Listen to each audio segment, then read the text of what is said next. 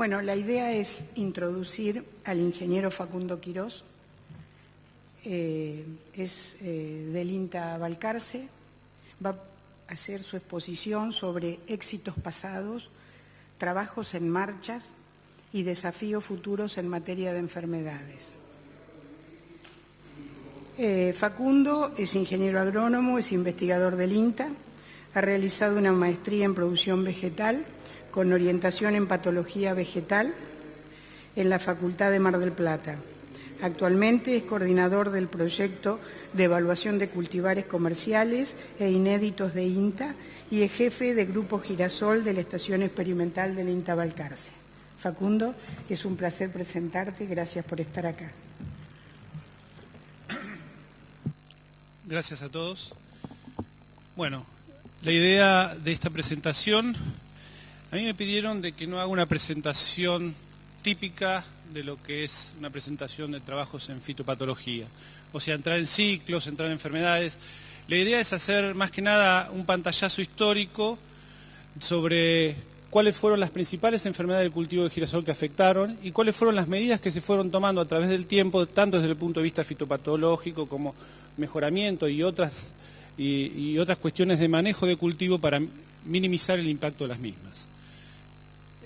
Haciendo un paréntesis, se ve que las cosas las hemos hecho bien porque hay poca gente, evidentemente no es un tema que ha convocado porque puede ser que no sea un problema grave las enfermedades de girasol. De todas formas, sí es importante considerar algunos aspectos para no tener problemas a futuro.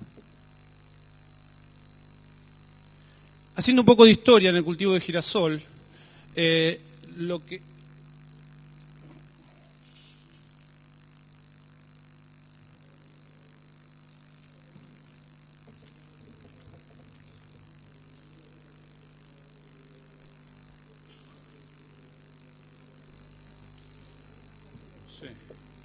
que se presenta en este gráfico es la evolución del rendimiento del cultivo de girasol desde 1930.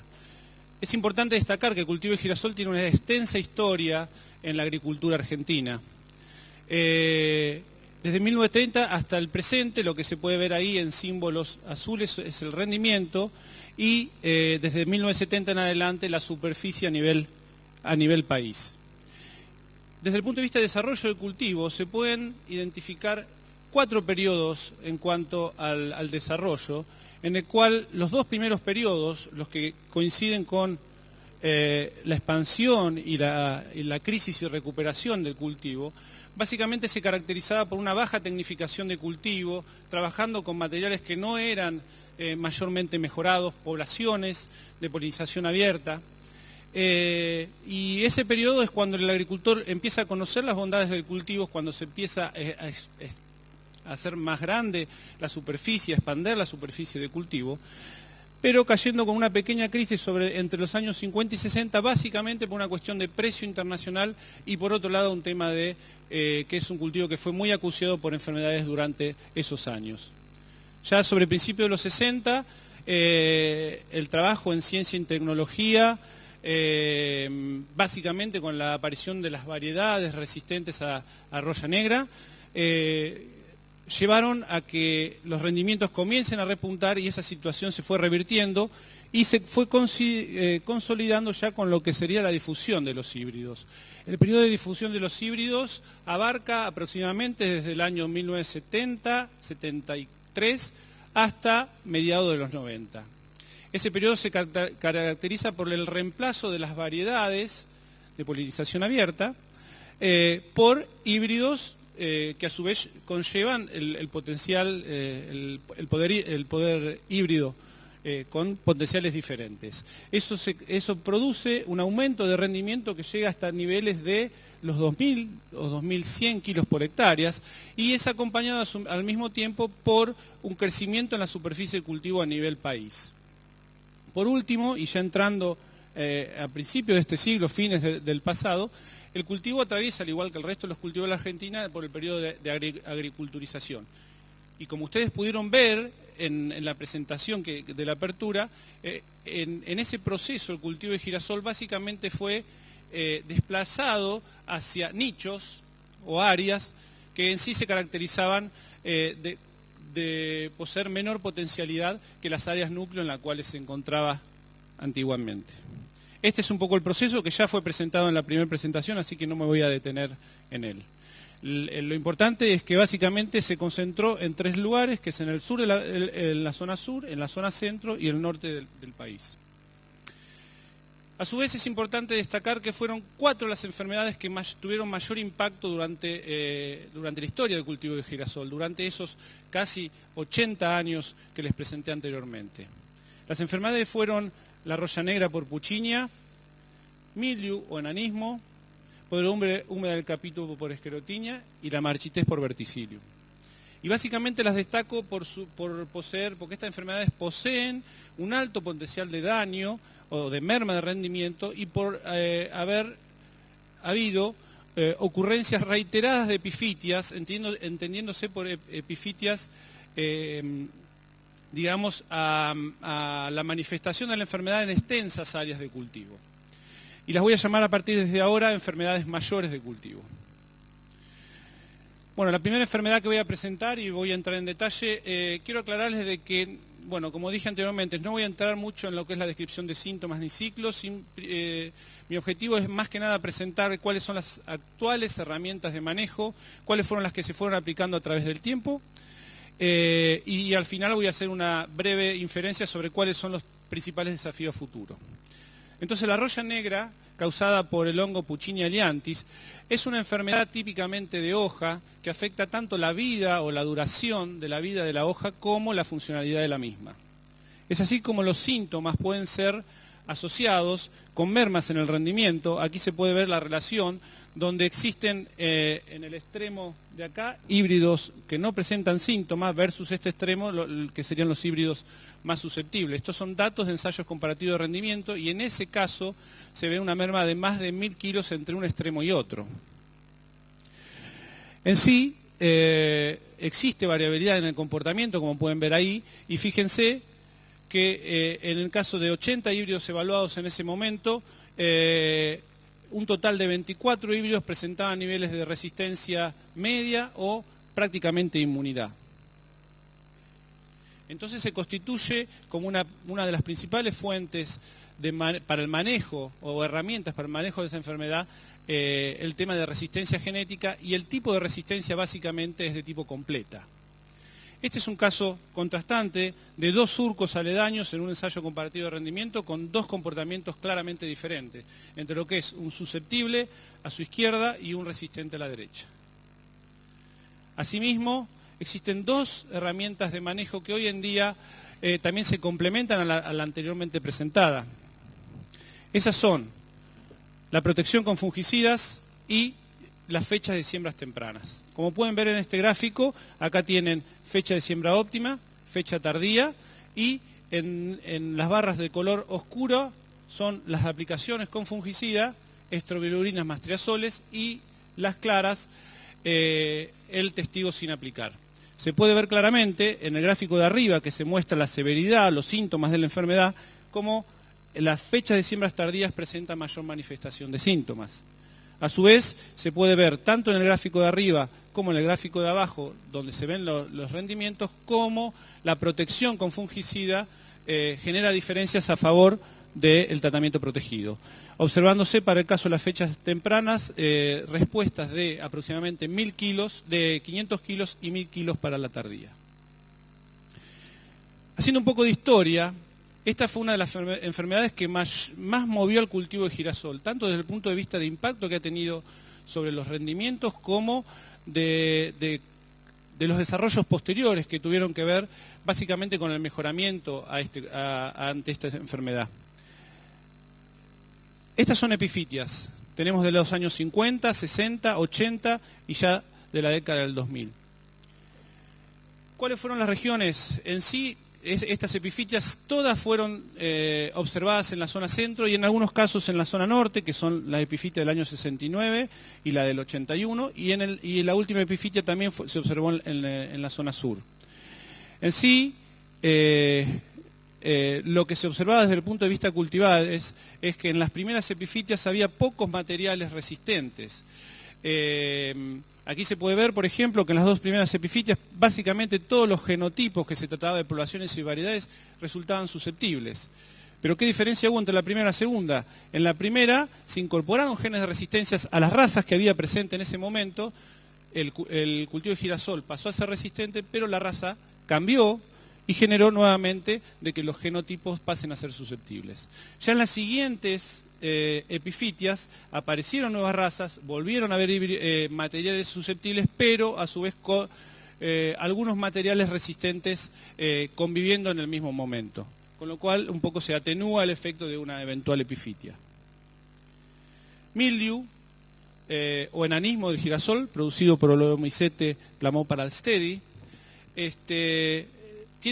su principal efecto es lo que ustedes ven acá, plantas enanas o pérdida de plantas, lo cual genera que sean improductivas. Las dos principales medidas de manejo que se pueden utilizar en conjunto o una o la otra son la resistencia genética y la protección con fungicidas curasemillas. Estas dos herramientas vienen junto con las semillas generalmente, con lo cual el productor ya está de alguna manera adquiriendo esas herramientas junto con la compra de la semilla.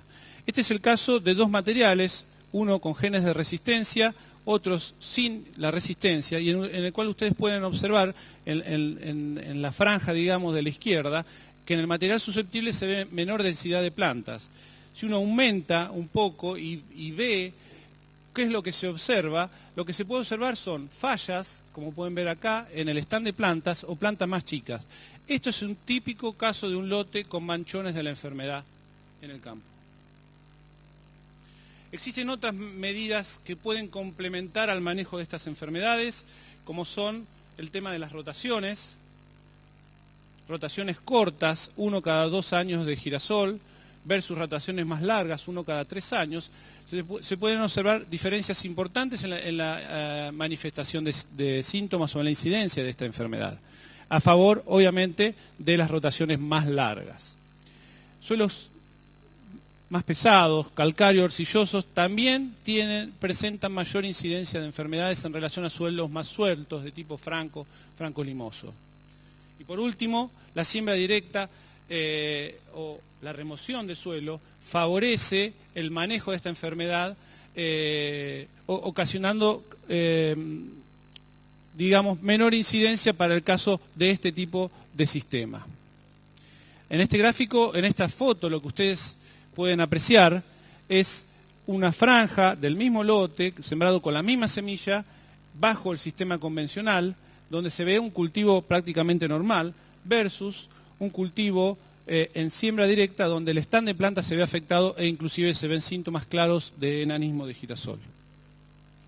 Haciendo un poco de historia, lo que podemos decir es que esta enfermedad ya convivió con el cultivo prácticamente desde el inicio, existiendo en realidad el primer registro alrededor de los años 60 y 70.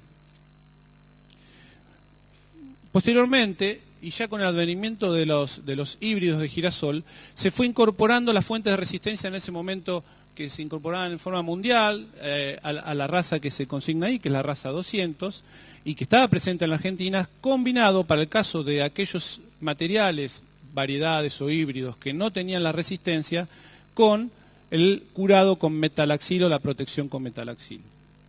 Es así como durante muchos años prácticamente mildew no fue un problema para el cultivo de girasol. Tan solo con esas dos medidas o herramientas de manejo, el cultivo prácticamente no fue afectado por la enfermedad.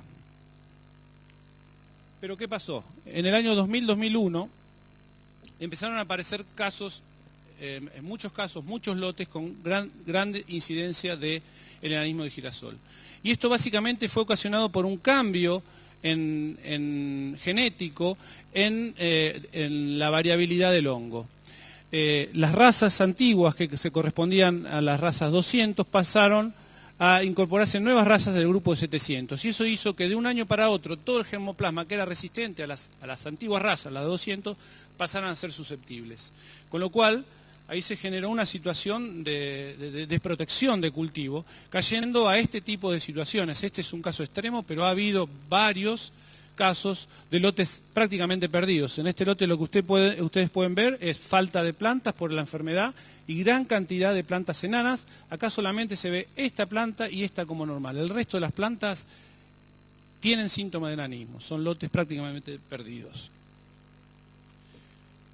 Pero después de eso se trabajó rápidamente, tanto desde el punto de vista de mejoramiento como de protección de cultivo, y lo que se hizo fue combinar nuevamente, se incorporaron nuevos genes de resistencia a las razas que aparecieron en los años 2000-2001, y en el caso de los híbridos que no poseían esos genes, se combinó con la protección con metalaxil.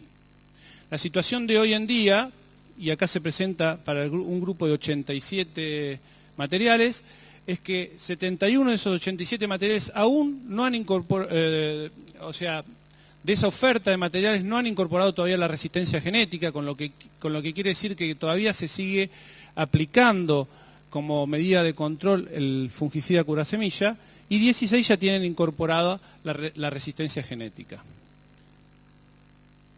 Llegamos al día de hoy en el cual, a pesar de estas medidas o estas herramientas de manejo, uno tiene o ha experimentado la aparición aislada de diferentes lotes con presencia de la enfermedad, que en sí fueron atribuidos tanto a tolerancia a distintos aislamientos o variantes del hongos al metalaxil, como al quiebre de resistencia o de algunos de los genes de resistencias, otorgado esto por la ocurrencia de variantes del hongo.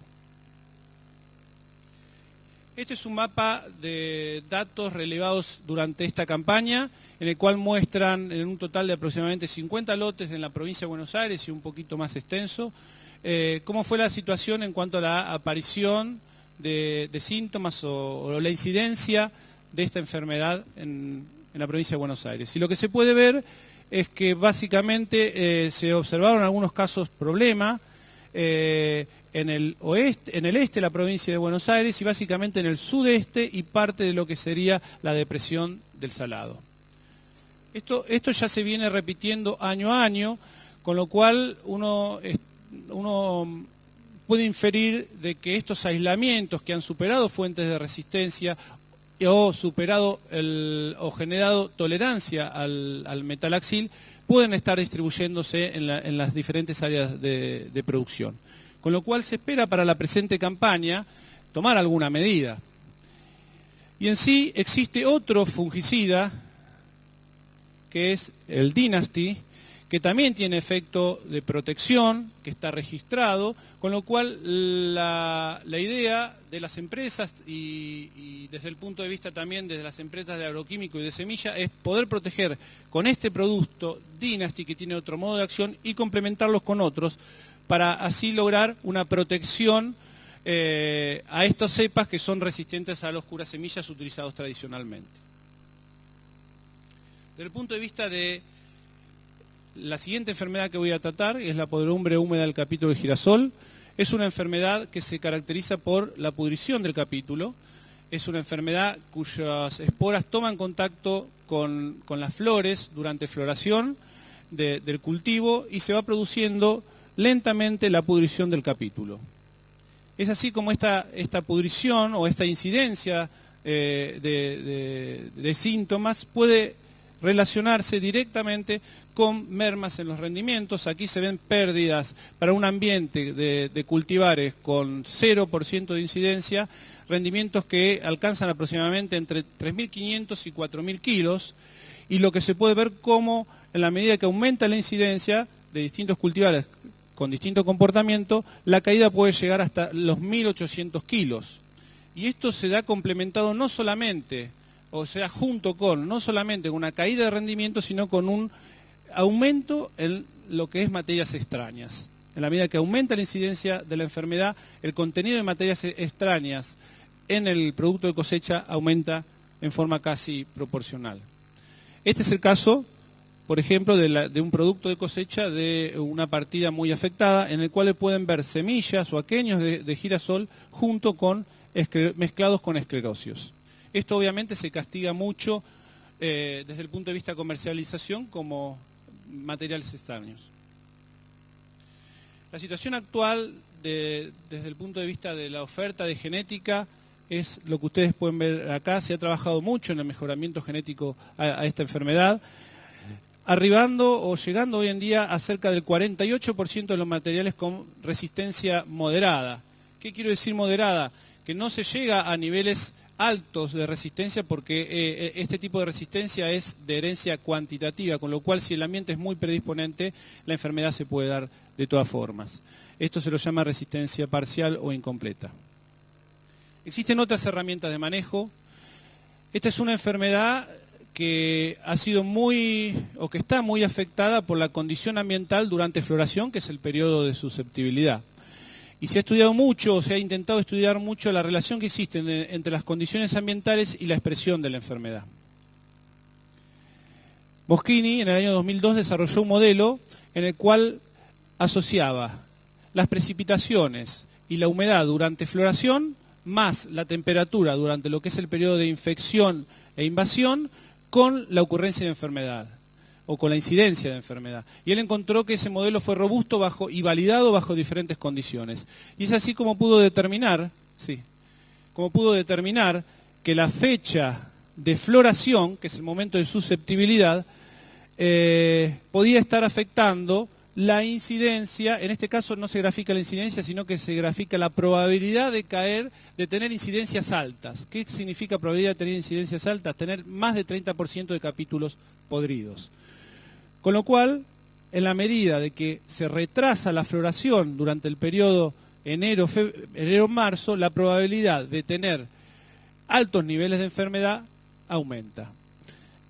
Con lo cual, este modelo estaría indicando, y también las situaciones, ensayos empíricos, digamos, de que las fechas de siembras tempranas, hablamos de eso de temprano como el mes de octubre hasta principios de noviembre, son las recomendadas para no caer en estas situaciones. Otras medidas de manejo que hoy en día, digamos que son algo limitadas, son las rotaciones. ¿Por qué digo limitada? Porque en la secuencia de cultivo hoy en día la soja es el cultivo que domina, y la soja es una especie que también es hospedante de este hongo, con lo cual puede llegar a multiplicarlo.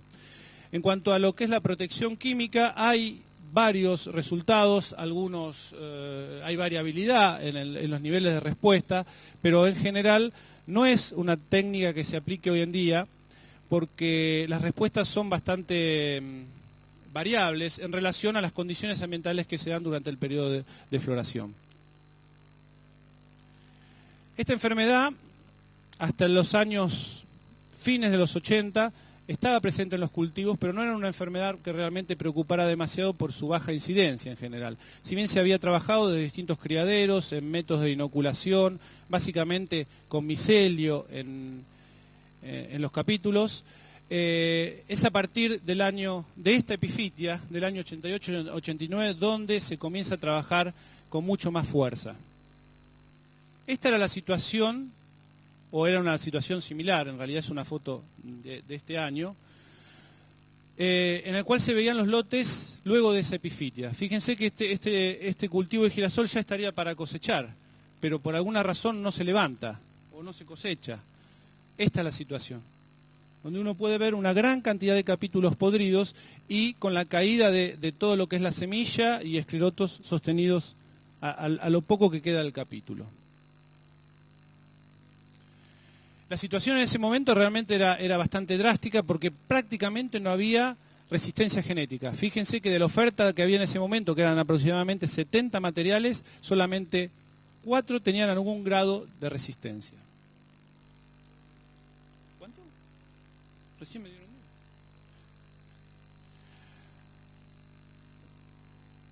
Se empieza a trabajar en lo que es la búsqueda de caracterización. Se trabajó mucho, desde muchos grupos, para la incorporación de resistencia. Y algo que fue fundamental para esto es poner a punto un método de inoculación que se había desarrollado en Francia con esporas del hongo, en el cual consta de la inoculación del cultivo de girasol durante floración con esporas, el tapado con bolsas y el otorgar condiciones de humedad para que esas esporas germinen y puedan penetrar y reproducir la enfermedad. Esto se utilizó mucho para lo que es la identificación y selección de resistencia, se sigue utilizando para lo que es la caracterización de cultivares comerciales y para lo que aportó mucho a lo que se llama la fenotipificación o caracterización de genotipos en busca de marcadores moleculares asociados a la resistencia. Durante este periodo también se trabajó mucho en lo que es el desarrollo de herramientas de manejos, determinando el efecto de la fecha de siembra, el ciclo de cultivar, las densidades. Se identificaron hongos biocontroladores, básicamente tricodermas, con efectos de control sobre esta enfermedad. Se trabajó sobre distintos fungicidas y su control, y sobre estudios epidemiológicos. Así todo, a pesar de los trabajos y de que se fue mejorando en la resistencia, durante los años que se ven ahí, hubieron diferentes epifitias de por ahí de una dimensión menor a la ocurrida en el 88-89, pero ocurrieron. De todas formas, estas epifitias coincidieron con el periodo de mayor superficie de girasol en la Argentina, que es sobre el año 2000, alrededor del año 2000, lo cual puede tener que ver con una mayor presión de inóculo. También, casi en paralelo, se comenzaron con los trabajos a partir de la caracterización de la resistencia y del estudio de poblaciones, de identificación de marcadores moleculares y de áreas del genoma asociadas a la resistencia. Se trabajó y se utilizaron en lo que es el proceso de mejoramiento asistido, todavía se continúa en ese trabajo, y en la combinación de distintas áreas del genoma o QTLs de resistencia. Este es un ejemplo en el cual ustedes pueden ver dos isohíbridos, o sea, dos híbridos prácticamente iguales genéticamente, con la sola diferencia de que en este isohíbrido, el isohíbrido 2, tienen dos áreas o dos QTLs con resistencia incorporada, y en la cual se puede ver claramente un material moderadamente resistente y un susceptible luego de una inoculación asistida. Finalmente, del año 2006 a la fecha, los problemas fueron mermando. Esto puede estar ya no han ocurrido epifitias en grandes superficies, y esto puede estar muy asociado al uso masivo de materiales moderadamente resistentes, a las fechas de siembras tempranas que se generalizaron en el cultivo, a una menor superficie de girasol, a recurrencia de años secos y a la siembra directa que deja expuesto a los esclerotos, a la degradación de los esclerotos y a los barbechos químicos que no permiten el puente verde entre cultivo y cultivo. Verticillium también es una enfermedad que afecta el rendimiento. Aquí pueden ver que se ven mermas de hasta un 50%. Y fue una de las enfermedades en la cual más se ha trabajado en el mejoramiento genético. Aquí pueden ver desde el año 70 al año 2000 cómo híbridos lanzados en distintos años tienen diferencias en cuanto a su manifestación de síntomas. Como les dije, es un aspecto en el cual de la resistencia en el cual se ha trabajado mucho, y esta es la situación actual, en el cual tenemos prácticamente de los 105 híbridos analizados en la campaña 2011-2012, tenemos 68 más 12 con muy buenos niveles de resistencia. Esta es la situación. Este es un híbrido moderno y en el mismo suelo sembrado al lado un híbrido antiguo. Eso es lo que se ha logrado con tantos años de mejoramiento y tanto trabajo en lo que es el conocimiento de este patógeno. Existen otras dos medidas fundamentales de manejo que hoy en día se constituye como manejo. Uno es la siembra directa. La siembra directa lo que hace es impedir que los esclerosios o que el inóculo que se produce en la parte aérea de la planta sea incorporado al suelo. Y ahí lo pueden ver en tres situaciones, como la diferencia entre convencional y directa, a favor de la directa, como se ve menores síntomas de marchitez por verticillium. A su vez, las rotaciones es otro aspecto fundamental. Fíjense, cuando ustedes ven rotaciones donde el girasol participó poco, esta es una rotación trío-girasol de 3 años, con 10 años de pasturas como antecesor, versus una de trío-girasol con 12 años de antecesor trío-girasol. como en este caso tenemos mayor incidencia de enfermedad. Y ni hablar de lo que sería el monocultivo de girasol. Esta es la situación en la cual se comparan dos franjas de siembra directa con la convencional, en la cual ustedes pueden ver en la franja intermedia que se ven coloraciones pardas. Esas coloraciones pardas corresponden a hojas necrosadas producidas por la marchitez de verticillium.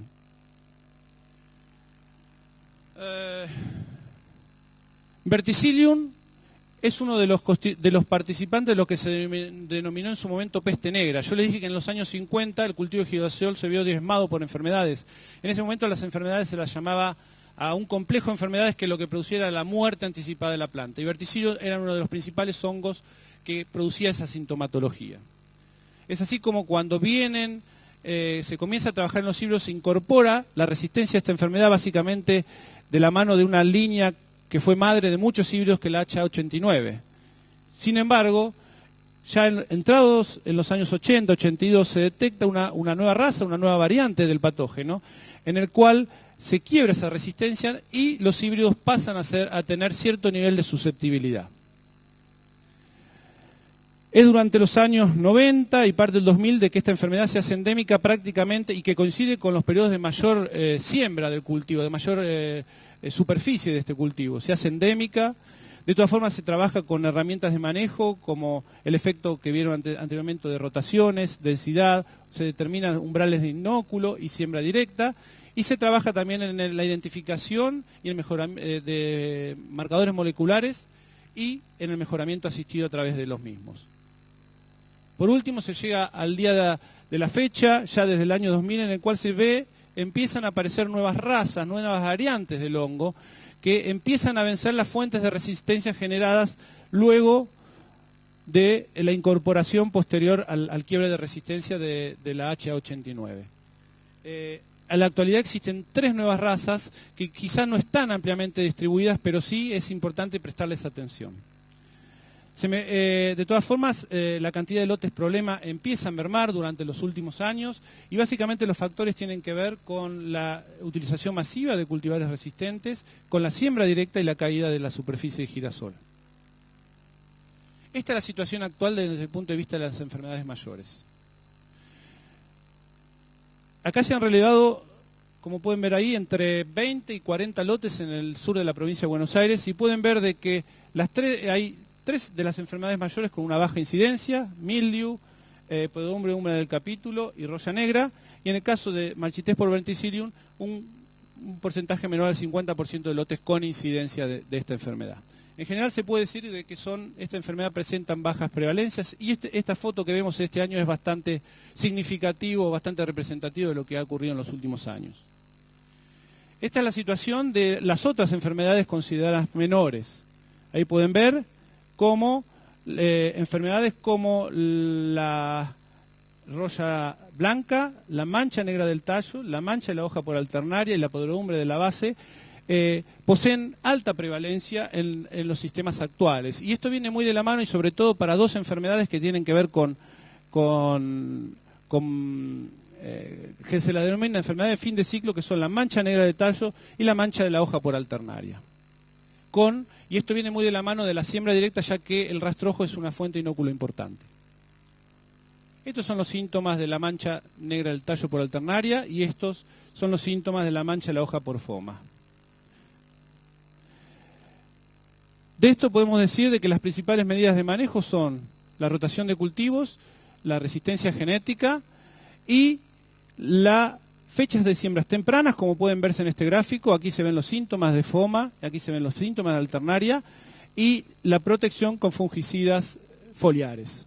Aquí se puede ver cómo, para el caso de una fecha de siembra óptima, estos son promedio de 4 años de experimentación, se observa un promedio de 7% de respuesta y para el caso de fechas de siembra tardía un 15% de respuesta.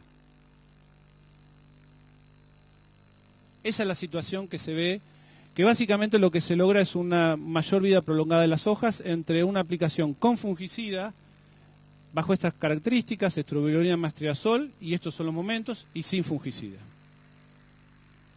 ¿Cuáles son las acciones futuras?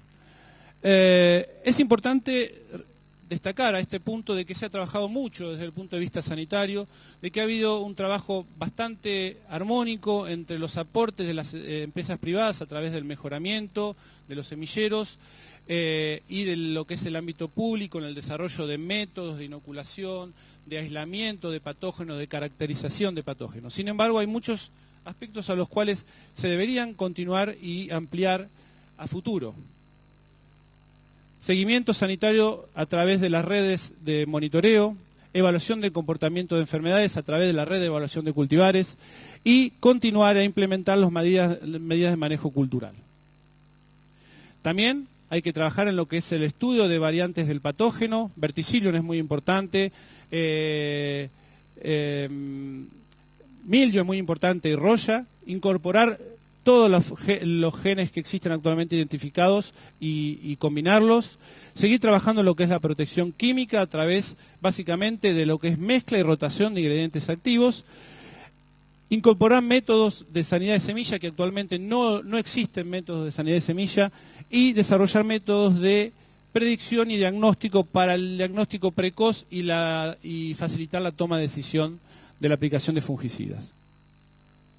Estos son los contactos de los principales referentes por zonas y temáticas en los cuales uno puede recurrir desde el punto de vista sanitario de cultivo. Muchas gracias.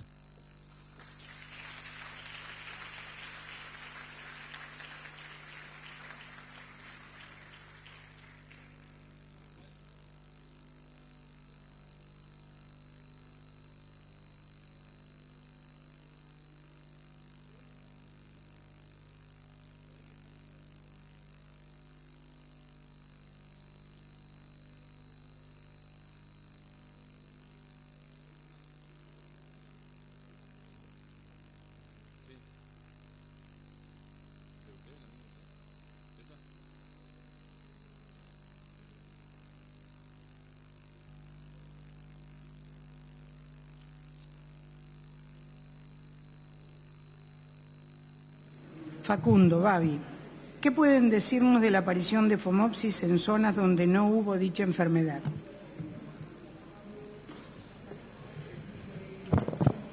Nosotros a través de la red de evaluación o de seguimiento de lotes que llevamos a cabo este año, identificamos la presencia de cancro en 2 lotes en las zonas donde bueno, en otros años no se había identificado. Hoy en día, según nuestros relevamientos, no es una enfermedad que esté en una alta prevalencia, pero sí es algo a prestar atención y a estudiarlo, porque bueno, se sabe por los antecedentes de Francia y de Uruguay de que es una enfermedad que puede llegar a producir grandes mermas de rendimiento. No sé, Babi, vos si tenés algo para complementar. Los primeros aislamientos de Phomopsis los hicimos hace aproximadamente 35 años atrás.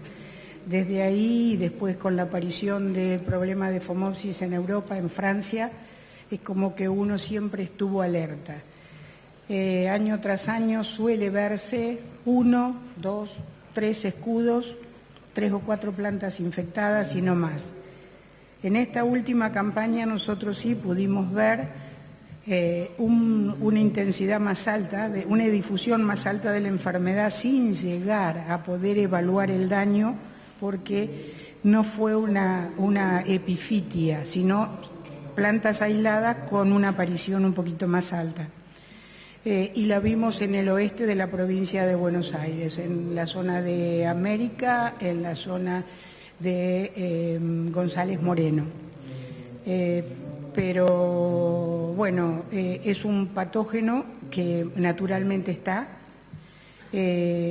ataca, hemos hecho inoculaciones cruzadas para contestar un poquito qué opinamos de la aparición. Hicimos inoculaciones cruzadas con inóculo extraído desde FOMA y encontramos que desde soja, y encontramos que la Phomopsis obtenida desde soja tiene capacidad de atacar al girasol. En este momento tenemos aislamientos en el criadero pero todavía no tenemos identificado, si bien tenemos identificado el género, no tenemos identificada la especie.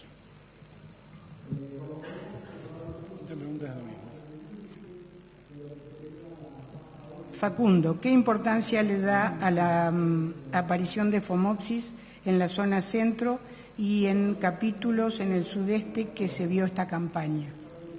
Es básicamente lo mismo, me parece que se contesta.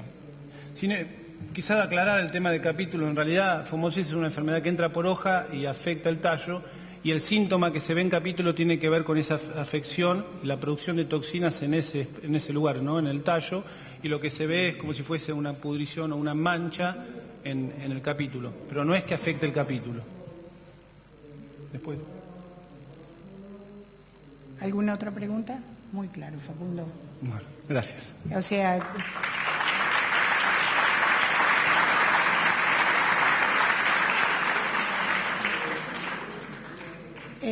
a manera de resumen, tengo casi la obligación